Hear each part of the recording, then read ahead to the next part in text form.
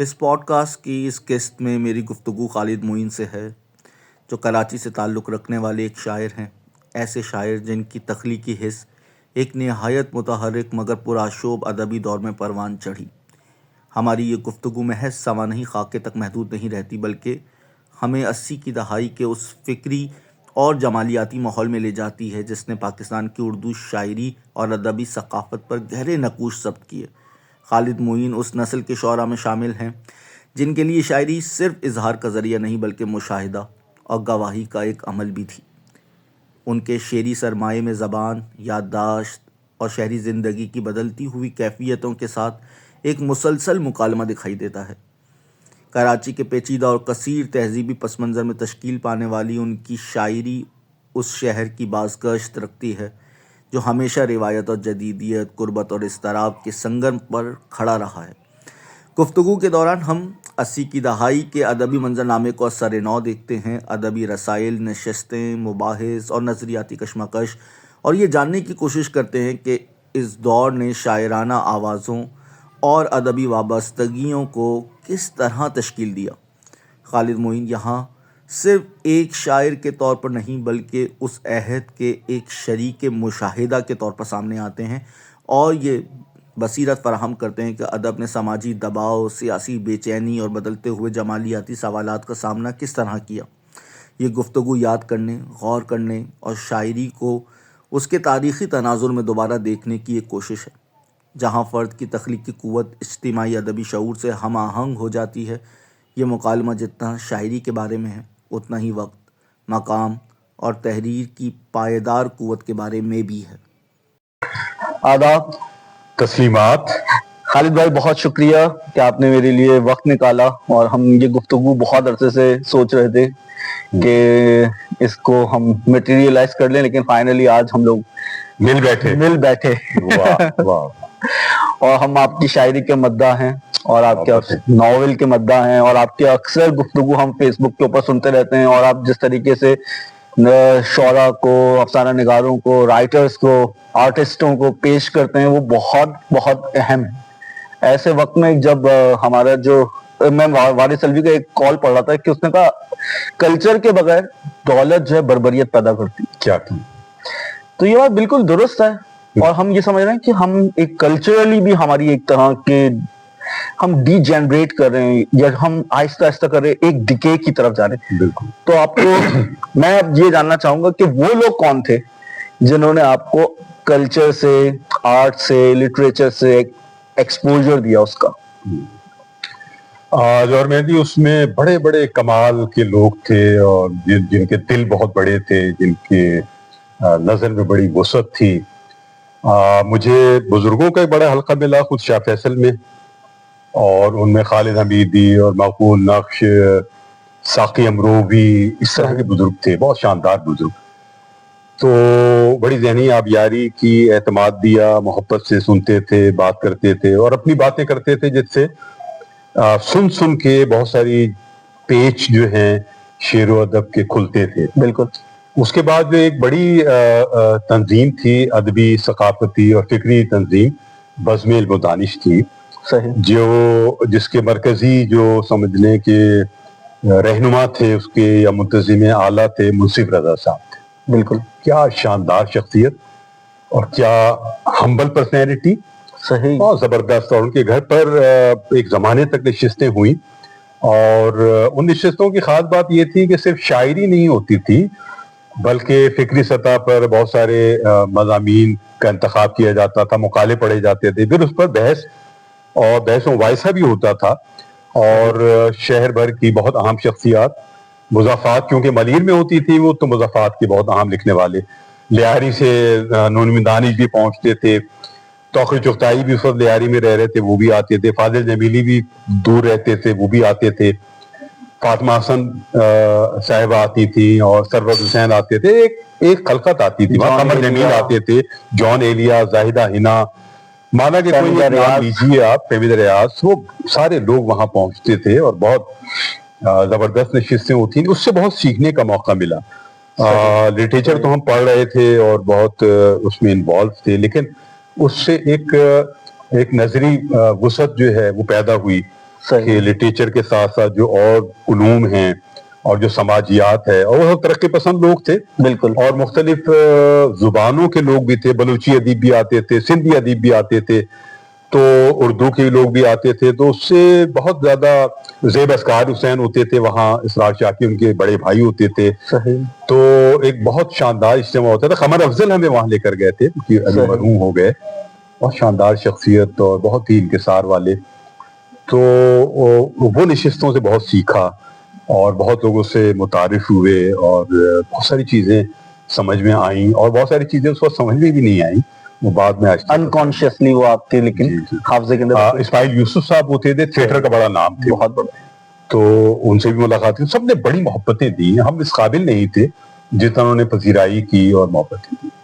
اچھا خالد بھائی، میں ابھی ریسنٹ پاسٹ کے اندر ہم اب جس طریقے سے ہم ڈیجیٹل ایرا کے اندر آ گئے ہیں، آپ جس زمانے کی بات کر رہے ہیں شاید وہ لیٹ نہیں ارلی 80s یا لیٹ یا مڈ 80s کا زمانہ ہوگا. 80s میں گیا تھا. اور اب ہم دیکھتے ہیں کہ ٹیکنالوجی کے نتیجے میں لوگ جو ہیں، بعض دفعہ میں دیکھتا ہوں کہ ساتھ بیٹھے ہوتے لیکن موبائل سے استعمال کر رہے ہوتے ہیں. تو وہ جو سوشل ایک ہم کیا کہیں گے ایک سیمنٹنگ کر رہی تھی، جس طرح کے لوگ سوشلائز کرتے تھے اس طرح کی محافل کے اندر اور وہ کچھ سیکھتے تھے، آج کل ہم ایک ہمارے جو یعنی جنریشن زی ہے، خاص طور پہ جن زی جو ہے، وہ بالکل اس طریقے کے یعنی ان کے پاس اس طرح کے لوگ بھی شاید میسر نہیں ہوں گے جو کہ اس طرح سے ان کی تربیت کریں. آپ جس طریقے سے انسپائر ہوئے، آپ نے منصف اظہر صاحب کا نام لیا، اتنے سارے نام آپ نے لیے جو آپ سمجھتے ہیں کہ یہ بہت اہم لوگ تھے اور آپ کی زندگی کو انہوں نے شیپ کیا. مجھے نہیں لگتا کہ اس طرح کے لوگ اب آہستہ آہستہ کر کے یعنی اتنے بڑے لوگ اور اتنا جیسے یہاں کراچی کے اندر آپ منصف رضا صاحب کے وہ آپ نے بتائی اسپیس، اور اسی طریقے سے سلیم احمد کی ایک اس زمانے کے اندر قمر جمیل صاحب کی پوری، تو یہ لوگ آپ ذہنی آبیاری کر رہے تھے. کیا آپ کو لگتا ہے کہ اس اوور دا ڈیکیڈز کچھ بہت تبدیلیاں آئی ہیں؟ ہاں، بہت بڑی تبدیلی تو جوہر مہدی یہ آئی ہے کہ ابھی وہ جو شخصیات تھیں بہت علم رکھنے والی، ظرف رکھنے والی، دوسروں کو آگے بڑھانے والی، وہ شخصیات ایک ایک کر کے سب رخصت ہو گئی. وہ شہر ہمارا بانجھ ہو گیا اس حوالے سے. صحیح. اور نوجوان نسل کو میں اس لیے قصوروار نہیں سمجھتا کہ ان کو وہ آب و ہوا ہی نہیں ملی، وہ بزرگ ہی نہیں ملے جن سے وہ سیکھتے اور جن سے آگے بڑھتے سیکھ کر. تو ایک گیپ آ گیا ہے. پھر کووڈ میں بہت سے لوگ چلے گئے، ویسے بھی سماجیات آپ کو معلوم ہے کہ تبدیل ہو گئی. اب موبائل ہے، نیٹ ہے اور اے آئی ہے، بہت ساری ایسی چیزیں شامل ہو گئی ہیں ہماری زندگیوں میں، ادب کے اندر، ادبی سماجیات کے اندر، کہ وہ جو ایک آدمی سے آدمی کا تعلق ہوتا تھا اور وہ جو ایک تربیت کا سارا سسٹم تھا وہ ڈیمیج ہو گیا. بالکل. اور آئسولیشن میں چلے گئے، اور اب ہر فرد تھوڑا سا اگر اس کے پاس معلومات ہے تو وہ سمجھتا ہے میرے پاس بہت علم ہے. اب علم اور معلومات میں تو آپ بہتر سمجھتے ہیں جوہر مہدی کہ بڑا فرق ہے. بالکل بالکل. تو اب معلومات پر چل رہی ہے کہانی، اور جو سیکھنے کا عمل ہے یا زبان کی باریکیاں، بیان کی باریکیاں، عروض کی باریکیاں، ادب کی باریکیاں، وہ ایک طرف چلی گئیں. اب جو بھی کچھ لکھ لیں، جس طرح سنا دیں، چھپوا دیں، کوئی پوچھنے والا نہیں رہا. تو ان سب چیزوں سے ایک ہلکا پن آ گیا، ایسا لگتا ہے کہ لٹریچر میں، فکر میں. پھر ایک اور بات خاص کہ نظریاتی سطح پر اب نظریے نہیں رہے اس سطح پر، اور میں اکثر کہتا ہوں کہ اب ایک لا نظریاتی دور میں ہیں ہم. اب ایسا کوئی ایسا نظریہ، اب نظریے اس طرح نہیں رہے جیسے ہم جب تھے تو وہاں ترقی پسند تحریک کا ایک نظریہ تھا، جدیدیت والوں کا ایک الگ حلقہ تھا، آپس میں ملتے بھی تھے، بات بھی ہوتی تھی. کراچی یونیورسٹی میں مکالمہ ہوتا تھا، کتاب بہت عام ہوتی تھی. اب نہ کراچی یونیورسٹی میں آپ دیکھیں تو وہ صورتحال ہے، مکالمے کی صورتحال الگ ہٹ گئی، اور نظریاتی سطح پر بھی وہ اساس نہیں رہی. ہر چند کے ہیں ظاہر ہے جن لوگوں کو نظریہ سمجھ میں آتا ہے، وہ لٹریچر پڑھتے ہیں، اس کا وہ عمل پیرا بھی ہوتے ہیں، مزید بھی پڑھتے ہیں، لیکن سکھڑی ہے صورتحال. بالکل درست. اچھا، اب میں ایک ہماری گفتگو ہو رہی تھی ایک دفعہ، آپ نے مجھ سے تذکرہ کیا تھا کہ جب آپ کی کتاب کی رونمائی تھی تو اس کے اندر تو اتنے جناتی لوگ جو تھے وہ اس کے اندر شامل تھے, اور جان ایلیا خود اور عزیز حامد مدنی. مدنی صاحب تو میں نے سنا ہے مشہور تھا کہ وہ بہت ہی گوشہ نشین آدمی تھے, بہت خاموش طبیعت اور اتنا پارٹیسپیٹ نہیں کرتے. تو یہ بڑے احساس کی بات ہے کہ وہ آپ کی کتاب کی تقریبی رونمائی بہت بڑی, بہت اعزاز تھا میرے لیے. اور شہر میں بہت سارے پڑھنے لکھنے والے اس زمانے کے ہمارے سینئرز یہ دیکھنے کے لیے آئے تھے کہ کیا مدنی صاحب آئیں گے بھی. یعنی وہ حیران تھے کہ خالد معین اتنا تازہ کار لکھنے والا ہے, اس کی پہلی کتاب ہے 607 برس کی میری شاعری تھی, وہ بے موسم وحشت کے نام سے آ گئی, اور مدنی صاحب کا نام صدارت میں ہے. تو لوگوں نے کہا یہ ممکن ہے اس نے ایسے ڈال دیا ہو اور انہوں نے تکلفاً کہہ دیا ہو کہ ٹھیک ہے.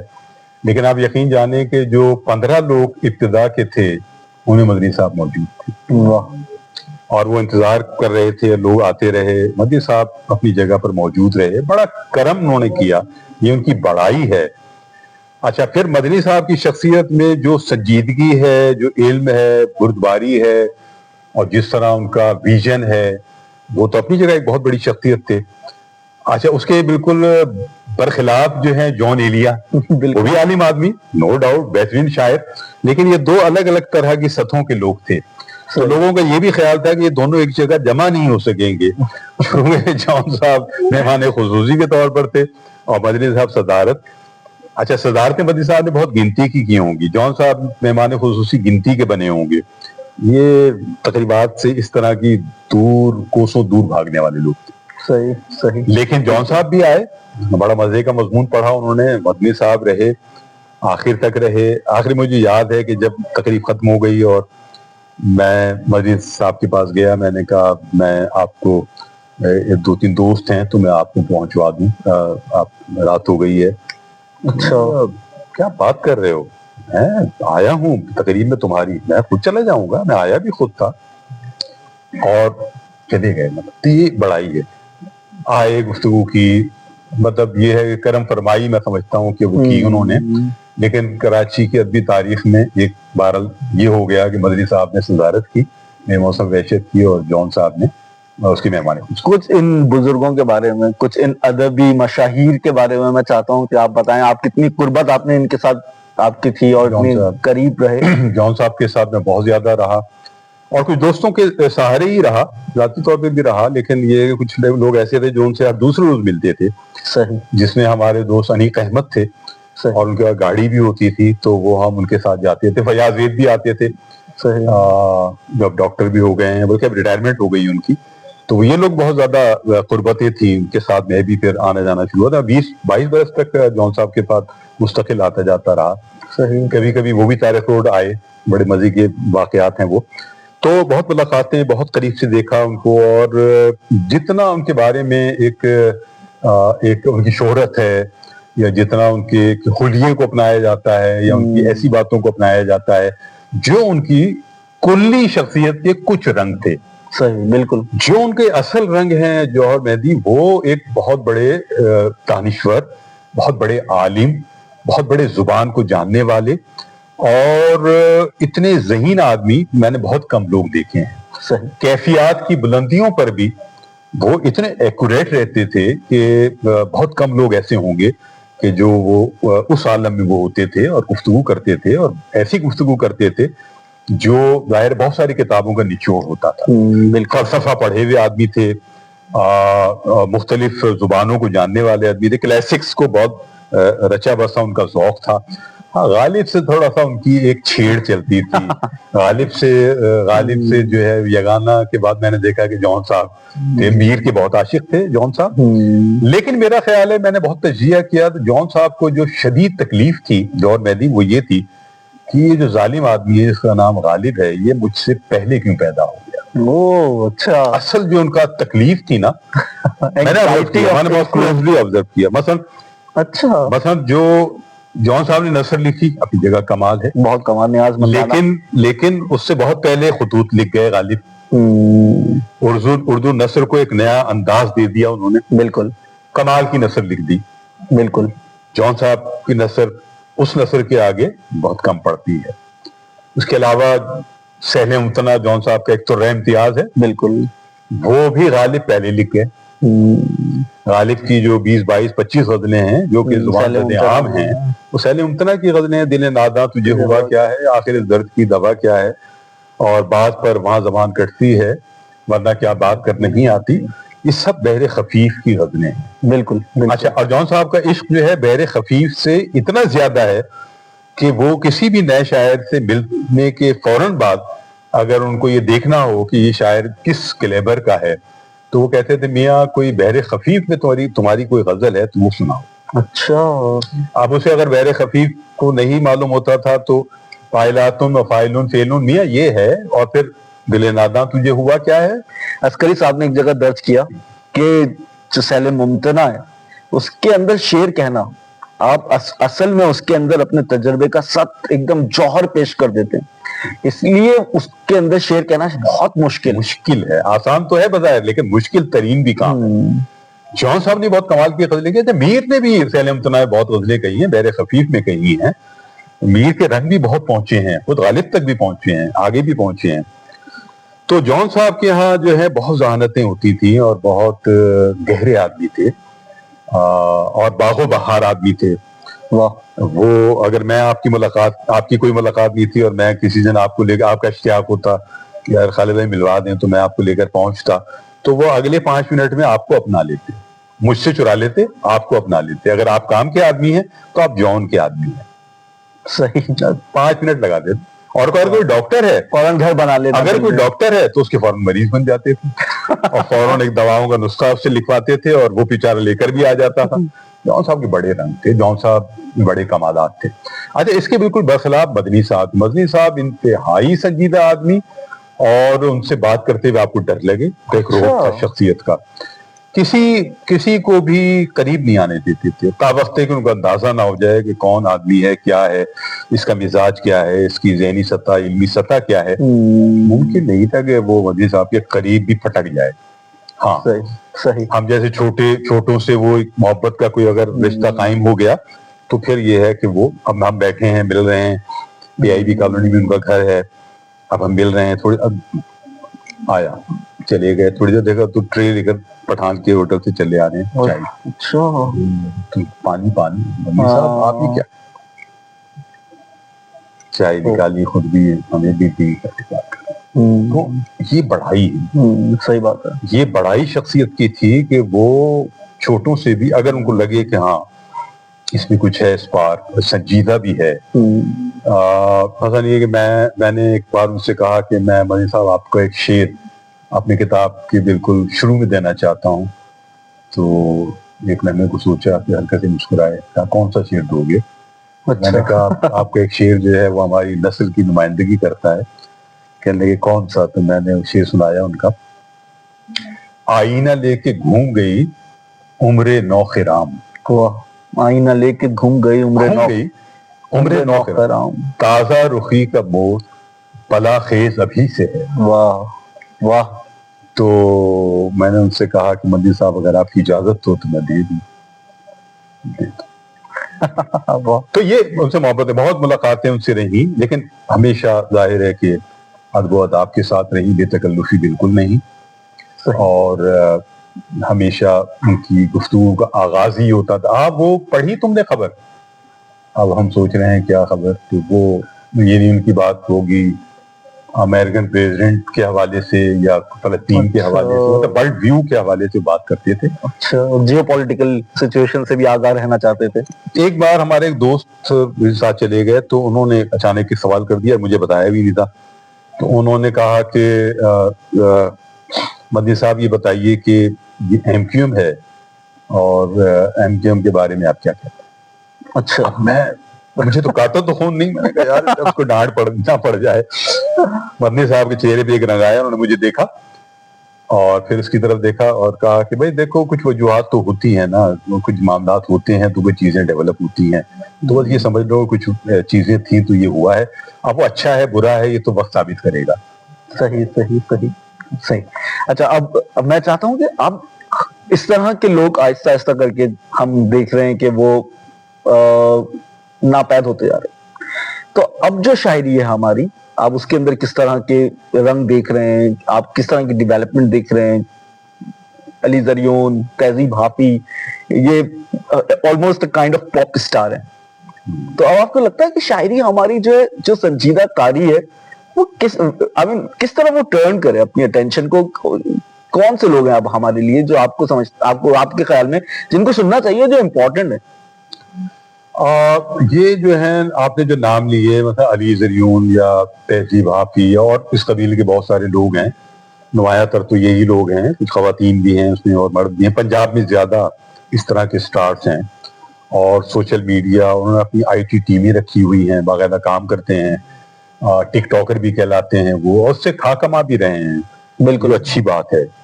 شاعر کی اگر عزت ہوگی اور شاعر اگر خوشحال ہوگا تو یہ سب شعراء کے لیے, بعد میں آنے والے شعراء کے لیے اچھی بات ہے. اب یہ آغاز ہے اصل میں, یہ وہ شاعری ہے جس سے کہ کوئی بھی نوجوان جو کالج کا ہو, یونیورسٹی کا ہو, وہ ان کی شاعری سن کر, پڑھ کر, دیکھ کر ان کو اگر سنجیدہ ہوگا تو پھر آگے بھی بڑھے گا. صحیح. اور اگر پھر سنجیدگی کم ہوگی تو وہیں رک جائے گا. تو اس لحاظ سے یہ لوگ اچھے ہیں. ہر دور میں پاپولر لٹریچر تو ہوتا ہی ہے, چاہے وہ فکشن, دنیا بھر میں فکشن ہو یا پوئٹری ہو وہ ہوتی ہے. اردو میں بھی رہی ہمیشہ. بہت لوگ آئے, پھر بہت لوگ غائب ہو گئے, کیونکہ وہ زیادہ عمر نہیں ہوتی اس کی. بالکل. جو سنجیدہ شاعر ہوتے ہیں وہ ٹھہرے ہوئے ہوتے ہیں اور وہ لانگ لائف ہوتے ہیں. مطلب نونی راشد لانگ لائف پوئٹ ہیں وہ, چاہے وہ عوام میں جائیں نہ جائیں لیکن وہ سنجیدہ حلقوں میں ہمیشہ موجود رہیں گے. وہ اسی طرح بدری صاحب ہیں, وہ بھی بہت سنجیدہ آدمی ہیں. تو وہ لمبی سانس کے لوگ ہیں, یہ چلتے رہیں گے. آنے والے موقف, نقاد, پڑھنے والے سنجیدہ وہ پڑھیں گے. ان کی پاپولیرٹی کبھی بھی اس طرح کی نہیں ہوگی, اس طرح کی بھی نہیں ہوگی کہ بہت عوامی ہو گئے, لیکن خواص میں رہیں گے اور زیادہ اثر کے ساتھ موجود رہیں گے. اب رہا مسئلہ یہ کہ شاعری اب کیا ہو رہی ہے اور اب کیا رجحانات ہو رہے ہیں. تو دیکھیں, غزل سب سے زیادہ لکھی جانے والی صنف ہے ہمیشہ ہی سے. بالکل. فارسی سے لے کر آئیں گے آپ, اردو غزل سے لے کر, اور پھر ٹل آج کے 2025 میں بھی. ابھی ایک مشاعرہ ہوا ہمارے آرٹس کونسل میں, جو لٹریچر فیسٹیول ہے, ورلڈ لٹریچر فیسٹیول, اس میں ایک مشاعرہ ہوا, مشاعرہ نمبر 1. اس میں آپ بھی موجود تھے, میں بھی تھا. اس کی ایک آڈینس تھی, اور اس آڈینس میں آپ نے دیکھا کہ اس میں بہت زیادہ اس آڈینس نے ہلچل نہیں مچائی, بہت زیادہ شور شرابہ نہیں کیا, لیکن وہ سنجیدگی سے شعر کا تجزیہ کر رہے تھے اور آخر میں کلیپ کرتے تھے اپنی پسندیدگی کا. آپ نے دیکھا کہ بعض جو اسٹار ٹائپ کے شعراء تھے جو اس مشاعرے میں بھی تھے, ان کو وہ داد نہیں ملی جو کہ عام طور پر مشاعروں میں ملتی ہے. دوسری بات, انہوں نے وہ اپنا کلام بھی وہ ویسا نہیں پڑھا جیسے کہ عام مشاعروں میں نوجوانوں کے مشاعرے میں پڑھتے ہیں. یعنی وہ کلام پڑھا جو مطلب ایک تھوڑا سا گہرا کلام تھا. داد نہ ملنے کا ایک سبب یہ بھی تھا, اور یہ بھی تھا کہ آڈینس اس طرح کی تھی ہی نہیں. تو کہیں نہ کہیں کچھ نہ کچھ لوگ ہمیشہ ہوتے ہیں, بہت بڑی میجورٹی میں نہ ہوں لیکن ایک میجورٹی ہوتی ہے. میں نے بہت ساری یونیورسٹی میں جاتے ہیں, پرائیویٹ یونیورسٹیاں ہیں, کراچی یونیورسٹی ہے, تو کہیں نہ کہیں کچھ نہ کچھ لوگ لٹریچر کے ہوتے ہیں جو سنجیدہ بھی ہوتے ہیں, پڑھ رہے ہوتے ہیں, سمجھ رہے ہوتے ہیں, دیکھ رہے ہوتے ہیں, اور سوشل میڈیا پہ بھی آپ کو فالو کر رہے ہوتے ہیں. بالکل. آپ کا پروگرام بھی فالو کیا جاتا ہے. وہ سنجیدہ پروگرام ہے تو وہ سنجیدہ لوگ ہی اسے دیکھیں گے, لطف اندوز ہوں گے اور آپ کی تعریف کریں گے. خالد بھائی, اب میں چاہتا ہوں کہ آپ مجھے ذرا بتائیے کہ کس طرح کی سٹوریز آپ پڑھتے ہیں, کس طرح کا فکشن جو ہے وہ آپ کو اٹریکٹ کرتا ہے, اور کون سے لکھنے والے ہیں کلاسیکل ادب سے لے کے آج تک جو آپ سمجھتے ہیں کہ بہت امپورٹنٹ ہے اور آپ بہت انہیں پسند بھی کرتے ہیں؟ جوہر بھائی, میں نے آج تک یہ بات کہی نہیں ہے, لیکن میں آج یہ بات بتانا چاہتا ہوں کہ میرا جو آغاز ہے پڑھنے کا وہ بچوں کی کہانیوں سے ہوا ہے. ٹارزن کی کہانی سے لے کر اور پھر کامکس بک, اور پھر جتنے بھی رسالے آتے تھے, نونہال اور اس طرح کے رسالے جس میں ایک اچھا لٹریچر ہوتا تھا, اور الگ سے اسٹوریز اور ناول, تو میں بہت شوق سے, بہت ابتدا میں, جبکہ ابھی دور دور تک گمان نہیں تھا میرا کہ میں کچھ کبھی لکھوں گا بھی, تو میں وہ پڑھتا تھا بہت شوق سے. اور وہ جو ایک امیجری ہوتی تھی نا اس کے اندر, اور جو ترجمہ شدہ کہانیاں ہوتی تھی باہر کے ادیبوں کی جو ترجمہ ہو جاتی تھی, ان کی جو ایک ان کا جو خوابناکی تھی اور ایک وسعت ہوتی تھی, اس سے میں بڑا انسپائر ہوتا تھا. میں خواب دیکھنے والا بچہ تھا, نوجوان تھا لڑکپن سے ہی, اور شاید کچھ اپنی از خود محرومیوں کا بھی شکار تھا, اور ایک جو سیڈ ہیروز ہوتے ہیں اس کا شروع ہی سے میرے اندر کچھ रोमांस था। उस तरह का, हाँ, जरासीम थे। अच्छा, वो चीजें पोइट्री में तो बहुत फायदेमंद होती हैं, लेकिन अच्छा ये हुआ कि मुझे जब मैं इस तरफ आया और मैंने बहुत गमज़दा शेर भी कहे, तो मेरे सीनियर्स ने कहा कि भैया क्या है, अच्छा, अपने गमों से निकलो। और ये अच्छा हुआ कि जो मैंने इस दरमियान में लिखा था सब कुछ फाड़ फूड़ के फेंक दिया, वो सारा जो है वो कैथारसिस हो गया, वो सब बकवास निकल गई। और फिर मैंने लिटरेचर पढ़कर उन लोगों की सोबतों के साथ फिर लिखना शुरू किया, और वो अच्छा रहा। तो फिक्शन पढ़ना मेरा बचपन का एक शौक है। जब हम नौजवानी में आए और हमें एक हल्का मिला, तो वो हल्का था सारा रशियन लिटरेचर का, अच्छा, दोस्तोयेवस्की का, चेखोव का, और लाइब्रेरियां हमारे नौजवानों की बात बनी हुई थी। बहुत से लोग शेर कहते हैं, फयाज वेद है, उसके बाद बहुत सी लाइब्रेरी थी, उसमें सारा फिक्शन भरा हुआ था, शायरी भी थी, लिटरेचर लेफ्ट का था।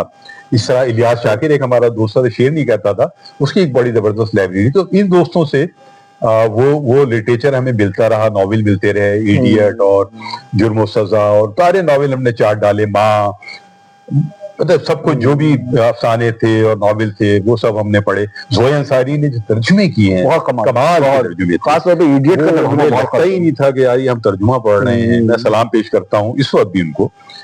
फिर वो जाहिर है कि हमने तर्जुमे भी बहुत पढ़े, और मिलान कुंडेरा तक पढ़ा, और मार्केस को भी पढ़ा, सब कुछ। और हमेशा मुझे शौक रहा है अब भी कि मैं पढ़ता रहता हूँ और पढ़ता हूँ। और मुझे फराज की एक बात याद आती है, उनसे किसी ने सवाल किया था कि आप जो हैं वो कौन सी किताबें पढ़ रहे हैं, तो उसने कहा मैं शायरी कम पढ़ता हूँ, मैं फिक्शन ज्यादा पढ़ता हूँ। और मैं फिक्शन इसलिए पढ़ता हूँ कि मुझे इंस्पिरेशन मिलती है पोइट्री के लिए। सही। तो वो मुझे लगता है वो सही फराज साहब ने बात की कि ये ऐसा है। तो हमारे यहाँ लेकिन बदकिस्मती ये है जौहर मेरी, कि हमारे यहाँ जो अदबी रसाइल जिस जमाने में छपते थे अब तो कम हो गए। तो एक शायर जो है वो बहुत अगर पढ़ता था तो वो अगर गजल का है तो इससे गजल पढ़ लेगा, और अगर कम पढ़ेगा तो अपनी गजल पढ़ेगा या दो दोस्तों की पढ़ेगा, और सुन समझ लिया कि पढ़ लिया। नज़्म लिखने वाला भी यही करता था, अच्छा अफसाने लिखने वाला भी यही कर रहा है। तो मतलब बाउंड्रीज बनाई हुई थी। मेरा ये ख्याल है कि आप सबको सब पढ़ना चाहिए। अगर मैं अफसाने लिख रहा हूँ तो मुझे शायरी भी पढ़ना है, मुझे मालूम होना चाहिए कि मेरे असर में कौन से लोग हैं, मेरे सीनियर्स कौन से, क्लासिक्स में क्या हुआ है। बदकिस्मती से ये बाउंड्रीज हमारे यहाँ पहले भी खींची हुई थी, अब तो बहुत ज्यादा हो गई, और पढ़ने का रुझान कम हो गया। बिल्कुल, पढ़ने का रुझान तो मुझे भी लगता है कि शायद अब और शायद मैं नौमानुल हक साहब के साथ गुफ्तगू कर रहा था तो मैंने वो प्रोग्राम देखा था। अच्छा, बहुत अच्छा प्रोग्राम, और बहुत अच्छे सवाल किए और बहुत अच्छे जवाब दिए। तो नौमान साहब ने एक बात कही कि हमसे, शायद पॉडकास्ट के बाद में मुझसे कह रहे थे कि अब हमसे हमारे बच्चे छिन गए। कह रहे जो IBA और हबीब के अंदर मैं पढ़ाता हूँ तो वहाँ बहुत अच्छा टैलेंट आता है, बहुत अच्छे दिमाग आते हैं, लेकिन वो सब अंग्रेजी हो, और हमारा अदब है जो अरबी फारसी हमारी रिवायत है, अब लोगों को नहीं पता क्योंकि उन्होंने खुद तराजुम किए। बहुत कमाल तराजुम है वो, तो बड़ा इंस्पायर हुआ। तो अब मुझे ये बताइए आप कि ये शिफ्ट कैसे हुआ? आप पोइट्री कर रहे थे और फिर आपने नॉवेल भी एक लिखा। पोइट्री जब मैं कर रहा था तो मैं यकीन जाने कि उस वक्त अपने कोई दोस्त अगर साथ साथ नस्र भी लिख रहा होता था तो मैं नुक्ताचीनी करता था। मैंने कहा यार आप ये क्या है, आप पार्टी बदल रहे हैं, ये ना करें भाई, इसका असर पड़ेगा आपकी पोइट्री पर, आप क्यों इधर उधर जा रहे हैं, आप इतना वक्त ही नहीं जिंदगी में, आप एक ही जगह रहें, उसमें काम करें, मेहनत करें।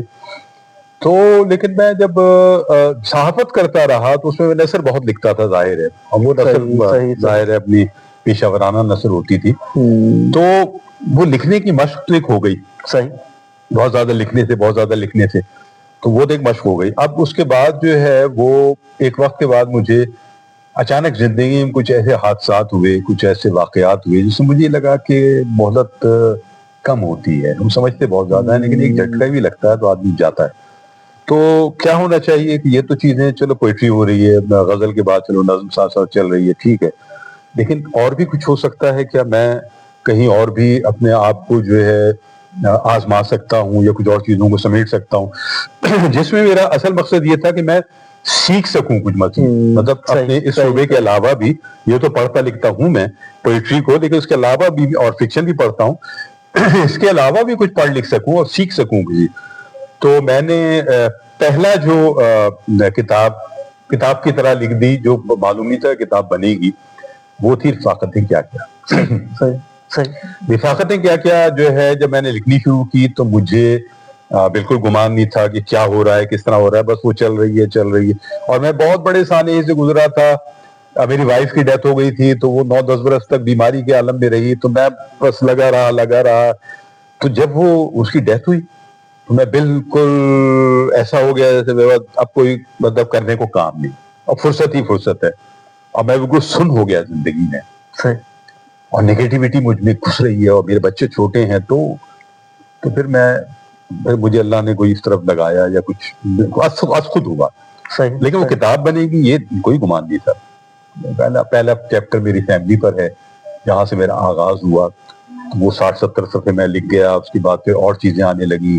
مختصر کرتا ہوں میں, تو پھر وہ کتاب چلتے چلتے آ گئی جوہر مہدی. اور پھر میں نے اپنے ہماری جو سینئر نسل تھی 80 کی دہائی کی پوری شاعروں کی, وہ سب واقعات باتیں, ان کی شاعری بھی لکھی, وہ سب کو لکھا.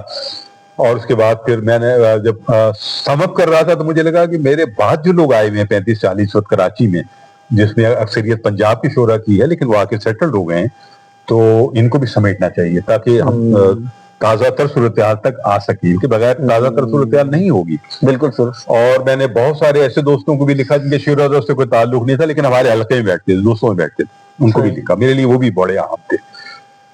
تو وہ 460 صفحات کی کتاب بنی. میں نے سوچا 460 صفحات کون پڑھے گا, پہلی کتاب ہے, فکشن کی بھی نہیں ہے. لیکن وہ جب کتاب آئی تو وہ حیرت انگیز طور پر اس کے بارے میں جو ایک بات سامنے آئی وہ یہ ہے کہ ہم نے جب پڑھنا شروع کی تو چھوڑی تب جب وہ ختم ہو گئی. ایک کامنلی رائے آئی اور سبھی نے کہا کہ وہ اتنی دلچسپ ہے, اس میں اتنی باتیں ہیں, چیزیں ہیں. شعراء کی بیویوں نے پڑھا, اچھا کیا کیا لکھا ہے شعراء کے بارے میں. تو وہ 460 صفحات جب ہو گئے تو پھر میں رک گیا. میں نے کہا اچھا یہ تو ہو گیا فلوک میں. اس کے بعد پھر میں نے ایک کتاب جو ہے وہ لکھی, مختصراً یہ کہ ایک کتاب میں نے مصوروں پہ لکھی, کراچی کے 5 مصور جو دوستی تھے سارے, ان کی پوری لائف لکھی اور ان سے گفتگو کی, اور پھر ان کے مصوری کے نمونے, ان کی مصوری پہ گفتگو کی. کیوں مصوری مجھے بہت پسند ہے, فکشن کے بعد جو چیز پسند ہے مصوری ہے. اور دوست احباب بھی ایسے ملے, فروخ شہاب ہیں ہمارے دوست, وسیع حیدر ہیں, تنویر فاروقی ہیں, فوزیہ خان ہیں, خان قاضی ہیں. تو یہ 5 ہی تھے ہمارے. اس کے بعد پھر ایک اسٹریٹ تھیٹر پر میری کتاب آئی جس میں کچھ میرے تبازات پلیز بھی تھے اور کچھ گفتگو تھی بہت طویل اسٹریٹ تھیٹر پہ. وہ آئی, اور اس کے بعد ایک ناول آیا. ناول بھی جو ہے وہ کووڈ کے فوراً بعد کچھ بالکل اچانک ہی کچھ چیزیں شروع ہوئی اور پھر وہ چلتا رہا. پھر وہ ناول بنا وفور کے نام سے. اور اب ایک ناول اور ہے جو پائپ لائن میں ہے, جو مجھے معلوم نہیں تھا کہ اس کے بعد میں ناول بھی لکھ سکوں گا, لیکن وہ لکلی وہ ہو گیا. اور اس کے بعد جو ہے رفاقت نے کیا ایک حصہ دوم ہے اس کا, اور اس میں پنجاب کی شعراء زیادہ ہیں. اور ایک کتاب ایسی ہے جس میں ہمارے سینئرز پر گفتگو ہے, جس میں جون صاحب پر ایک طویل گفتگو ہے, 50-60 صفحے کی, عبید اللہ علیم پر ہے, انور شعور صاحب پر ہے, 60-70 صفحے کی مضامین ہیں. پھر مدنی صاحب, سہار انصاری, شعور صاحب اور بہت سارے لوگ. اور پھر اس میں ایک مضمون ہے جو کہ تابش صاحب پہ چلتا ہے اور پھر 70 کی دہائی کے اینڈ تک آ جاتا ہے. اسی طرح عزا جعفری سے ایک مضمون چلتا ہے اور چلتے اور عصر حاضر کی نمائندہ ترین شاعرات پر آگے ختم ہو جاتا ہے. اچھا, انتظار صاحب نے ایک جگہ کامنٹ کیا ہے مرزا غالب کے اس مصرعے کے اوپر, جو مرزا غالب کو مشہور شعر ہے کہ کچھ اور چاہیے وسعت میرے بیاں کے لیے. تو انہوں نے کہا کہ انہوں نے جو وسعت اپنے تجربے کے اندر پیدا کرنی تھی یا جس کی تلاش کر رہے تھے, وہ شاید انہوں نے خطوط لکھ کے اپنے پورے کیے, کیونکہ ان کو لگتا ہے کہ وہ خطوط بھی پورا ایک ناول ہے, اور پورا انڈیا جو ہے اس وقت دہلی کے اندر کیا ہو رہا ہے, کس طرح کے جو ایک کنواں ہے وہ ٹوٹا ہے, تو ایسا ہے جیسے کوئی بہت بڑا حادثہ ہو گیا ہے غالب کے لیے, کسی کرائسس سے گزر رہے ہیں, کسی بحران سے گزر رہے ہیں. تو میں یہ جاننا چاہتا, مجھے لگا کہ شاید آپ نے جو شاعری سے آپ آئے افسانہ ناول لکھنے کے لیے, مجھے لگا شاید آپ بھی کسی طرح کا نیا تجربہ حیت کے اندر ایک نئی حیت کے اندر کچھ اپنا ایکسپیرینس لکھنا چاہ رہے ہیں, کچھ ایسا ہے, یعنی شاعری کے اندر, سوری افسانے کے اندر, ناول کے اندر تو یہ ہے نا کہ ہم ایک ماڈل کریٹ کر رہے ہوتے ہیں کہ کس طرح کی دنیا ہے جس کو میں دیکھ رہا ہوں, ایک یہ ورلڈ ویو ہے جو میں ایکسپیرینس کر رہا ہوں. اصل میں کوئی جوہر میں نہیں, میں کوئی بہت سچائی سے بیان کروں اور میں اس میں اداکاری کروں گا, میں بڑا سوچتا ہوں کرتا ہوں اور میں نے یہ سوچا تھا, ایسا کچھ نہیں ہے. اچھا, جو چیزیں ہوتی رہی, مطلب میں نے آپ کو بتایا بہت وضاحت سے کہ رفاقتیں کیا کس طرح شروع ہوئی, باقی کتابیں بھی اسی طرح شروع ہوئی, اور وہ کتاب بن جائے گی یا نہیں بنے گی اس کا کوئی ادراک مجھے نہیں ہوتا ہے. یہ بھی معلوم نہیں ہوتا کہ جیسے ناول میں نے شروع کر دیا میں فٹ نوٹس لوں گا یا بتاؤں کیریکٹرائزیشن کروں گا, ایسا کچھ نہیں ہے. صحیح. اچھا, بالکل ایکسٹمپور اور بالکل اسپونٹینیس ہے. نیور. دونوں ناول اسی طرح ہیں کہ میں, اور بہت شور میں یہ ناول لکھے گئے دونوں, اور وہ جو رفاقتیں کیا وہ بھی بہت شور میں, لوگ باتیں کر رہے ہیں, چیزیں کر رہے ہیں, میں اپنی جگہ ٹائپ کر رہا ہوں, سارے ٹائپ میں نے خود کیے ہیں. نائس. اور مجھے پرواہ نہیں ہوتی. میں ایک بات آخری بات, بالکل, یعنی میں نے جہاں اس کو چھوڑا ہے, یعنی میں جہاں تک آ گیا, اب میں گھر چلا گیا, آپ گھر جا کے اور پھر میں جب سیکنڈ ڈے آؤں گا تو راستے میں شاید تھوڑا سا خیال آئے گا اور میں پھر آؤں گا, شروع ہو جاؤں گا. صحیح. خالد مجھے یہ بتائیں, کیونکہ آپ نے ان دونوں حیاتوں کے اندر کام کیا, تو میں اب ذرا کیوریس اس بات کو ہوں جاننے کے لیے کہ کیا آپ نے فرق محسوس کیا, ایک جب آپ ناول لکھ رہے ہیں تو آپ کو جو بھی آپ کے کیریکٹرز ہیں ان کی جو انر لائف ہے اس کو بھی سمجھنا ہے, ان کے شو کے اندر آپ کو جانا ہے, ایمپیتھائز کرنا ہے, ان کو سمجھنا ہے کہ وہ ان کے کیا گولز ہیں, ان کی کیا ڈائریکشن ہے, کس طرح وہ پش کر رہے ہیں اپنے آپ کو, کیا ان کی زندگی کا پرپس ہے. اور میں کیونکہ اس وجہ سے سوچ رہا تھا کہ میں اگر خود میں سوچتا ہوں تو مجھے لگتا ہے کہ جو کیریکٹرز میں کریٹ کروں گا وہ بالکل ایسا نہ ہو کہ وہ میری ہی کسی طرح کی ریسیمبلنس ہو, اس سے میں بہت شبیہ ہوں میری. تو اور جب آپ شاعری کرتے ہیں, شاعری کے اندر مجھے بالکل ایسا محسوس ہوتا ہے کہ ہماری جو انکانشیس ہماری سیلف ہے وہ ایک طریقے سے اپنے آپ کو گش فورتھ کرتی ہے, آگے نکل کے آتی ہے. بالکل ان لمحات کے اندر آپ بہترین شاعری کر رہے ہوتے ہیں جب آپ اپنے آپ کو کسی طرح کی بے خودی کی کیفیت میں محسوس کر رہے ہوتے ہیں. ہاں بالکل, آپ نے صحیح اس کا جسٹیفیکیشن کی ہے, تفہیم کی ہے, ایسا ہی ہے. اور ناول میں تو یہ ہوتا ہے, ظاہر ہے کہ قرۃ العین حیدر سے بھی یہ سوال کیا تھا کہ جب آپ کے کردار ہوتے ہیں تو کیا یہ حقیقی کردار ہوتے ہیں جن کو آپ ناول میں لاتی ہیں, تو انہوں نے کہا تھا کہ ہاں ایسا ہے, کچھ میں ایسا ہوتا ہے, لیکن میک اپ کرنا پڑتا ہے, اس کو تھوڑا تبدیل کرنا پڑتا ہے. اور یہ میں نے اپنے اور دوستوں سے, ارشد رضوی ہیں وہ بھی بہت زبردست افسانے کے آدمی ہیں, بالکل زیب اسکار صاحب ہیں, اور لوگ ہیں ہمارے. تو وہ یہ تو ہوتا ہے کہ آپ نے جن کرداروں کا مشاہدہ بہت گہرائی سے کیا ہوتا ہے اور جن کو ایکسپیرینس کیا ہوتا ہے, وہ کوئی شیپ بدل کر, آپ کی مرد ہو عورت ہو, محبوبہ ہو کچھ ہو, وہ آتے تو وہی ہیں, اور پھر ان کو آپ کتنا ایکسٹینڈ کرتے ہیں, کتنا ان کو تبدیل کر دیتے ہیں. تو یہ تو ہوتا ہے کہ وہ کردار اطراف میں آپ کے بکھرے ہوئے ہی ہوتے ہیں. اسی طرح پوئٹری میں بھی ہے. پوئٹری میں تو ایمائیت کیونکہ مل جاتی ہے زیادہ, نثر کھولتی ہے آپ کو, نثر میں آپ کو ڈیفائن کرنا پڑتا ہے اور ایک بیس بنانی پڑتی ہے. اچھا, میں نے مختصر طور پہ بتاؤں کہ میں نے رفاقتیں کیا میں جو ایک ایکسپیرینس کیا تھا, جو لوگوں کو سب سے زیادہ بات پسند آئی تھی, وہ تھے شخصی خاکے, چاہے مختصر ہوں. لیکن میری آبزرویشن جو ہے وہ ہے, مطلب یہ ہے کہ میں آپ کو اگر دیکھوں گا, بات کروں نہ کروں تو وہ آپ کا خاکہ میرے ذہن میں بن جائے گا, اور میں کبھی اگر آپ کو لکھنے بیٹھوں گا تو وہ خاکہ اس میں آ جائے گا. میں نے جتنے بھی دوستوں کو لکھا 80 کی دہائی کے, اپنے عام دوستوں کو لکھا, اپنے ہمسروں کو لکھا, بعد کے لوگوں کو لکھا, میں نے ان کے تجزیے بھی کیے, ان کا کریکٹر بھی لکھا ہے, ایک خاکہ لکھا ہے. وہ خاکہ لکھنے کی مشق جو ہے مجھے پھر ناول میں اس نے مدد کی, اس کو ایکسٹینڈ کر دیا, ظاہر ہے میں نے, اور شعوری طور پر نہیں کیا لیکن وہ ایکسٹینڈ ہو گیا, اور وہ پر میری مشق تو وہاں سے تھی. اور یہ ایک فطری بات ہے کہ میں سمجھتا تھا کہ ایسا ہو سکتا ہے, میں مدد کر سکتا ہوں. بالکل درست. چلیے اب یہاں سے ایک بالکل ہم, میرے خیال سے میں ایک سیگوے مل رہا ہے ہمیں کہ بالکل ہم آخر حصے کے اندر داخل ہوتے ہیں گفتگو کے. میں چاہتا ہوں کہ آپ کچھ امپورٹنٹ شارٹ سٹوری رائٹرز جو آپ کو ہمارے اردو افسانہ, اردو ناول سے پسند ہیں ان کے, اور آپ چاہتے ہیں کہ ان کو چاہیے کہ سب کو پڑھیں, کچھ نام بتائیں. اسد محمد خان بہت اچھے افسانہ نگار ہیں بالکل، اور بالکل۔ انتظار حسین تو ہیں ہی ظاہر ہے.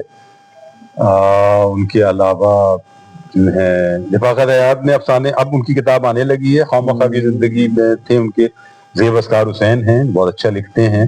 صحیح. اس کے علاوہ پنجاب میں بہت اچھا لکھنے والے ہیں، انڈیا میں بہت اچھا لکھنے والے ہیں. خالد جاوید ہیں، بہت اچھی اسٹوریز لکھتے ہیں، اور بہت سارے لوگ ہیں. محمد اشرف. ہاں بالکل. میں نے اس دکھ کا اظہار بھی کیا تھا کہ انڈیا کے بہت سارے نئے لکھنے والے ہم تک اس طرح پہنچ نہیں پاتے ہیں، کوئی رسائل بھی نہیں آتے ہیں ہمارے پاس، کتابیں نہیں آتی ہیں. آج والے کافی چیزیں چھاپتے ہیں، آج والوں نے بہت اچھا، اجمل کمال نے بہت اچھے کام کیے ہیں. تو بھائی لٹریچر تو بھرا پڑا ہے، جو آپ کو جو اچھا لگے، جو پسند آئے آپ کو، آپ وہ ضرور پڑھیں. اور جب آپ پڑھنا شروع کریں گے اور آپ کو اس سے آپ کو ایک وزڈم ملنا شروع ہوگا، آپ کو شعور ملنا شروع ہوگا، آپ اسٹائل پہچاننا شروع کریں گے ہر لکھنے والے کا جو ڈیفرنٹ ہوتا ہے، اور آپ کو ایک لذت ملے گی جو پڑھنے کی ہوتی ہے. تو پھر آپ خود ڈھونڈیں گے اور ڈھونڈ کر پہنچیں گے، اور کیا بات کہی آپ نے، آپ آگے بڑھتے چلے جائیں. بہت شکریہ. اور اس نوٹ کے اوپر کہ ہم اختتام کرنا چاہتا ہوں کہ کچھ ٹیک اوے، کچھ وزڈم، کچھ آپ ایسا نقطہ جو آپ سمجھتے ہیں کہ آپ دینا چاہتے ہیں ہماری آڈینس کو. میرا خیال ہے کہ یوتھ میں ہماری بہت پوٹینشیل ہے، طاقت ہے بہت، صرف ان کی سمت نمائی کا معاملہ ہے. انہیں رائٹ ڈائریکشن کا معاملہ ہے. اپنا جو انرجی وہ ضائع کرتے ہیں بہت سارے ایسے کاموں میں جس میں ان کی باڈی کی موومنٹ نہیں ہوتی، ان کے ذہن کی موومنٹ بھی نہیں ہوتی، اور وہ ایک جگہ جم کے بیٹھ جاتے ہیں اور ایک کھلونا ہاتھ میں ہوتا ہے. اور اب تو اے آئی کا بہت عمل دخل ہو گیا ہے. آپ کو معلوم ہے لٹریچر میں کتنا بڑا عمل دخل ہو گیا ہے کہ لوگ اس سے ناول کے، افسانے کے آئیڈیاز لیتے ہیں، اس سے غزلیں لکھوا لیتے ہیں، اس سے پروز پوئٹری کروا لیتے ہیں، اور اس سے ہر بات پوچھنے لگتے ہیں کہ میں شادی کروں نہ کروں، اس سے کروں اس سے نہ کروں، وغیرہ وغیرہ، میں کب مروں گا. تو مانا کہ ہم مشینوں پر بہت زیادہ ڈیپینڈنٹ ہونے لگے ہیں. تو اس سے تھوڑا سا نکلیں، آپ اپنی آنکھ کو کھولیں، جو آپ کے اندر کی آنکھ ہے، جو باہر کی آنکھ ہے، اپنا مشاہدہ، اپنا مطالعہ، اپنا مجاہدہ کریں، اور زندگی کو اپنے رخ سے دیکھیں، سمجھیں. جو آپ کی ایج ہے اس ایج کے تجربات کریں. وہ ایج کے تجربات بعد میں نہیں کر سکیں گے. تو آپ زندگی میں مثبت رخ سے آگے بڑھیں اور ہمیشہ حق، انصاف اور سچائی کا ساتھ دیں اور مثبت اقدار کا ساتھ دیں. زندگی کو آسان کریں، بوجھ لے کے کینہ، حسد، جلن، کڑھنا کچھ نہ کریں. آپ کے اندر جو صلاحیت آپ کو ملی ہے آپ اسے پہچانیں، اس کو استعمال کریں، بزرگوں کا احترام کریں، اور پڑھیں، بہت زیادہ پڑھیں، سوچیں، بہت زیادہ سوچیں، اور لکھ سکتے ہیں تو ضرور لکھیں. بہت شکریہ، بہت شکریہ، بہت بہت عنایت.